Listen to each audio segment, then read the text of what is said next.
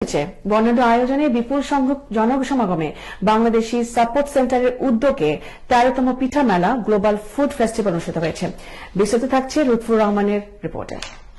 ইপসউইচে Bangladeshi support centre তথা BSc multicultural সার্ভিসের উদ্যোগে পিঠা মেলা ও গ্লোবাল ফুড ফেস্টিভ্যাল অনুষ্ঠিত হয়েছে। রোববার সাফক নিউ কলেজে 2000-এর অধিক মানুষের মিলন মেলায় রূপ নেয় এ মেলা।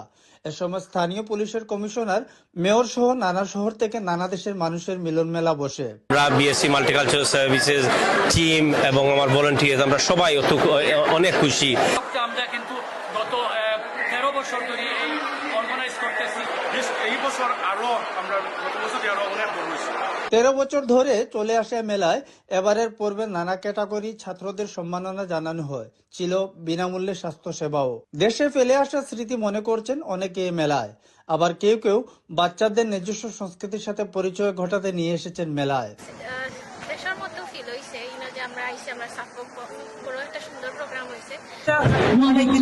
পিঠা মেলাতে খুব ভালো লাগে, খুব এনজয় করলাম।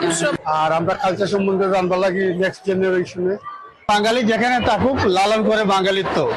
বাঙালির পিঠা যেন এখন বিশ্বজনীন খাবার, এমন উৎসবে পরিণত হচ্ছে ইপসউইচে। Lutfur Rahman, ATN news, Ipswich.